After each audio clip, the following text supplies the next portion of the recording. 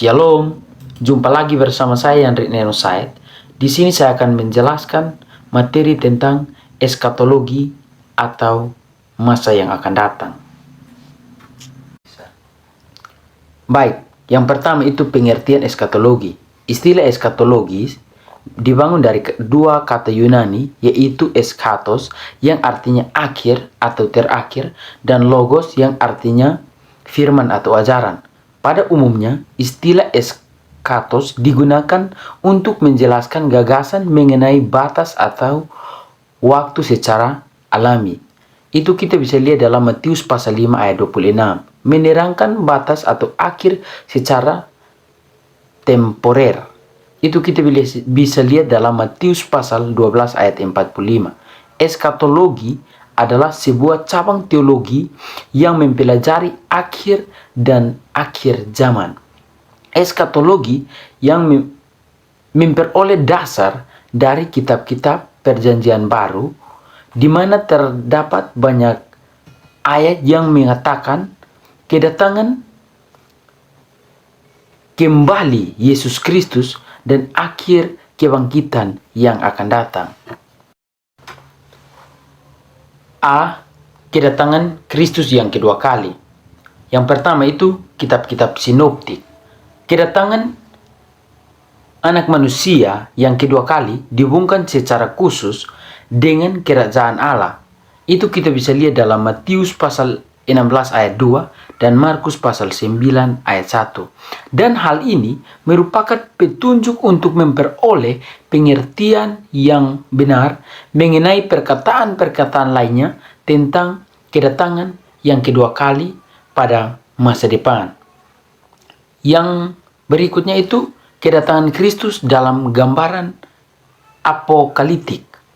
Dalam Markus pasal 13 ayat 26, Matius pasal 24 ayat 30, Markus pasal 14 ayat 62, Matius pasal 26 ayat 64, dan Lukas pasal 21 ayat 27, disebutkan mengenai kedatangannya dalam awan-awan.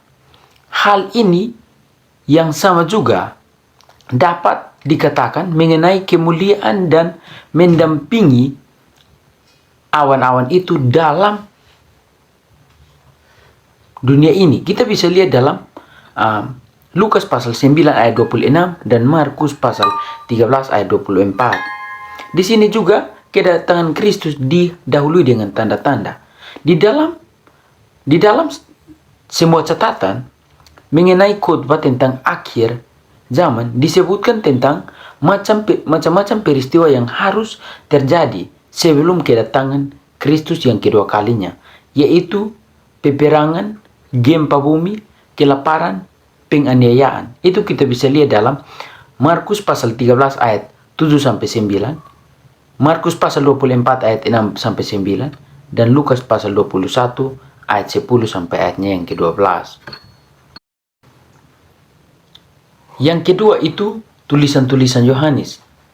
Pernyataan yang paling jelas dalam Injil Yohanes yang berisi nubuat Yesus mengenai kedatangan kembali terdapat di dalam Yohanes pasal 14 ayat 3. Aku akan datang kembali dan membawa kamu ke tempatku. Tentu saja ucapan ini nampaknya menurut adanya peristiwa yang terjadi pada masa yang akan datang untuk menggenapi pernyataan tentang kepergian Yesus. Itu kita bisa lihat dalam, kita bandingkan Yohanes pasal 14 ayat 28.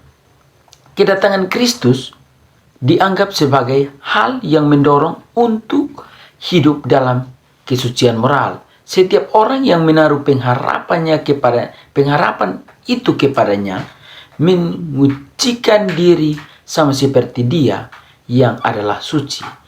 Pertama Yohanes pasal 3 ayat 3. Yang ketiga itu kitab para rasul. Kisah para rasul pasal 1 ayat 11. Yesus ini yang terangkat ke sorga meninggalkan kamu akan datang kembali dengan cara yang sama seperti kamu melihat Dia naik ke surga. Pernyataan ini dengan jelas dinyatakan bahwa kedatangan yang kedua kali telah ditentukan dengan cara yang sama seperti pada waktu ia terangkat ke surga. Hal ini menandakan adanya penafsiran mengenai kedatangan dalam bentuk rohani waktu Pentakosta pada saat kematian orang percaya. Yang keempat adalah Paulus. Yang pertama istilah-istilah. Istilah parousia yang dipakai secara teknis menyatakan kedatangan Tuhan kembali.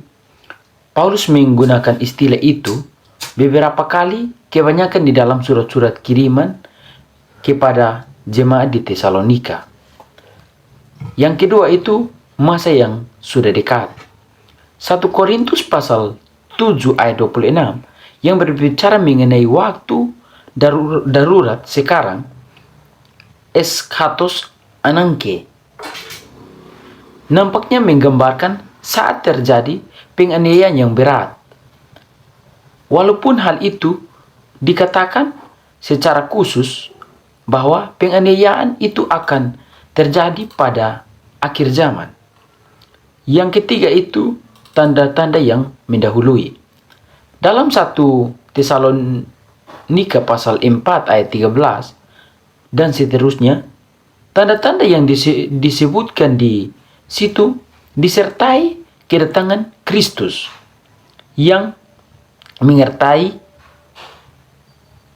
ini mempunyai bentuk apokaliptis yang jelas. Suara yang keras, seruan penghulu malaikat, bunyi sangkakala dan awan-awan. Yang kelima, surat-surat lain.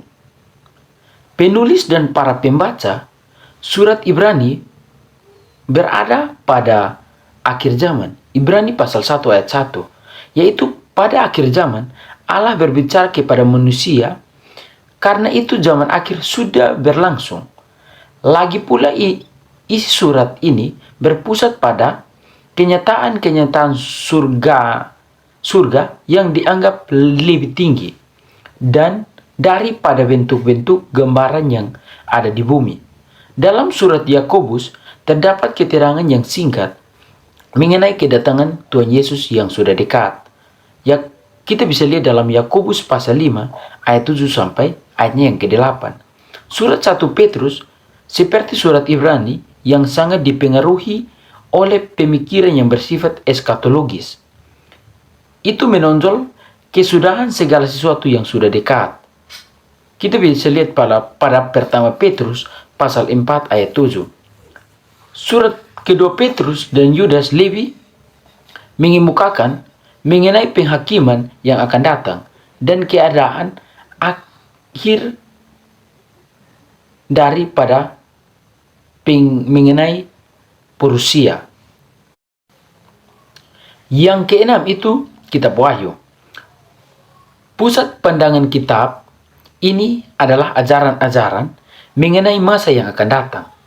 Walaupun tidak seluruhnya demikian, seperti yang terlihat dalam pesan-pesan yang ditujukan kepada jemaat-jemaat. Kitab ini membawakan amanat pada keadaan pada abad pertama dan juga sekaligus merupakan penglihatan mengenai akhir zaman. Kita akan masuk pada bagian B, yaitu kehidupan sesudah mati. Yang pertama itu kitab-kitab Injil Sinoptik, kebangkitan tubuh. Tubuh yang merupakan materi bersifat jahat, karena itu tubuh akan mati. Padahal jiwa dari setiap orang itu bersifat kekal. Yang kedua itu keadaan sementara. Keadaan sementara adalah istilah yang digunakan untuk keadaan orang percaya antara kematian dan kebangkitan pada akhir zaman. Yang kedua itu tulisan-tulisan Yohanes, kebangkitan tubuh. Ada dua perikop utama dalam Injil Yohanes yang menghubungkan dengan tema ini.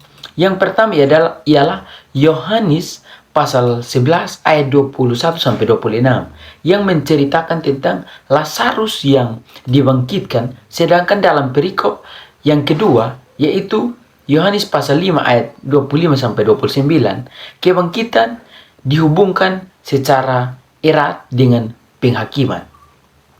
Yang ketiga, kisah para rasul. Kematian nampaknya terlihat sebagai penghukuman ialah atas Herodes karena kesombongannya.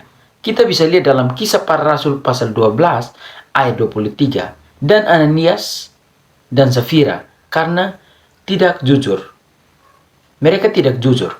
Itu kita bisa lihat dalam kisah para rasul pasal 5 ayat 1 hingga ayatnya yang ke-11.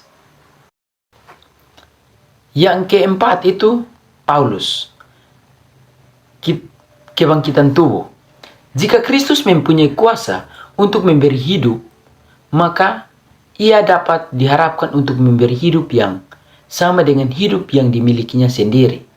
Sebagai Adam dan akhir, Kristus mewakili semua orang yang menerima kepenuhan roh, sama seperti Adam mewakili semua orang yang bersifat jasmani. Sikap terhadap kematian. Paulus menganggap bahwa kematian merupakan disiplin yang sejajar dengan apa yang menimpa Ananias dan Safira. Kisah pasal 5. Paulus sering menggunakan kata maut dalam pengertian rohani sebagai penghukuman Allah atau dosa. Kita bisa lihat dalam Efesus pasal 2 ayat 1 dan Kolose pasal 2 ayat 13. Kita akan masuk pada bagian yang ketiga, itu tentang penghakiman. Yang pertama itu Injil-Injil sinoptik. Hanya Matius saja yang mencatat penggunaan istilah dari penghakiman. Kita bisa lihat dalam Matius pasal 10 ayat 15 dan Matius pasal 11 ayat 22, ayatnya yang ke-24 tentang penghukuman Sodom. Dalam Lukas pasal 10 ayat 14 dan Lukas pasal 11 ayat 31 dan 32 dicatat pernyataan yang sama tetapi dengan menggunakan kata penghakiman saja. Yang kedua itu tulisan-tulisan Yohanes. Dalam 1 Yohanes pasal 14 ayat 7. 1 Yohanes pasal 4 ayat 17. Dalam hal ini kasih Allah sempurna di dalam kita, yaitu kalau kita mempunyai keberanian percaya pada hari penghakiman. Yang ketiga, kisah para rasul. Penghakiman itu akan dilaksanakan bukan melalui suatu proses yang berkesinambungan, melainkan pada suatu hari yang akan datang. Yang keempat itu Paulus. Bagi Paulus, penghakiman merupakan aspek yang penting dalam pengajaran tentang parusia atau kedatangan kembali dan penyempurnaan zaman.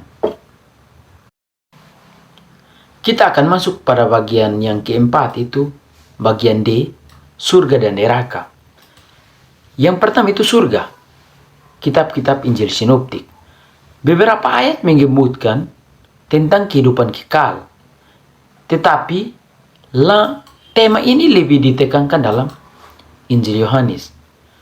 Kita bisa lihat dalam Matius pasal 19 ayat 16, Markus pasal 10 ayat 17, Lukas pasal 18 ayat 18, Lukas pasal 10 ayat 25, Markus pasal 10 ayat 30. Hal ini menimbulkan masalah mengenai arti secara tepat dari istilah kekal dalam konteks ini. Yang berikut tulisan-tulisan Yohanes. Dalam pemikiran Yesus, nampaknya gagasan utama mengenai surga ialah tempat tinggal kekal bagi orang percaya.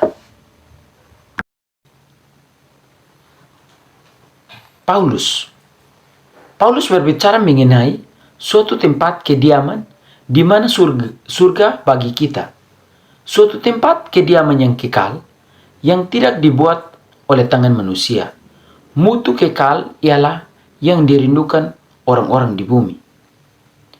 2 Korintus pasal 5 ayat 2. Yang pertama tadi surga. Sekarang kita akan bahas tentang neraka. Yang pertama itu kitab Injil Sinoptik. Ada beberapa ungkapan Yesus yang menarik perhatian pada soal neraka. Ungkapan Gehenna atau neraka terdapat beberapa kali dalam Injil Matius. Dalam Matius pasal 5 ayat 22,29 sampai 30, Matius pasal 10 ayat 28, Matius pasal 18 ayat 9, dan Matius pasal 9 ayatnya yang ke-34, ke-33,35 dan 37. Dan juga dalam kitab Lukas pasal 12 ayat 5. Kata Hades, tempat di mana orang mengalami siksaan, juga ditemukan dalam arti tempat penghukuman dalam Injil Matius pasal 11 ayat 23 dan Matius pasal 16 ayat 28 dan juga Lukas pasal 10 ayat 15 dan Lukas pasal 16 ayat 23. Neraka adalah kenyataan yang mengerikan. Neraka dianggap sebagai keadaan penghukuman yang terus-menerus.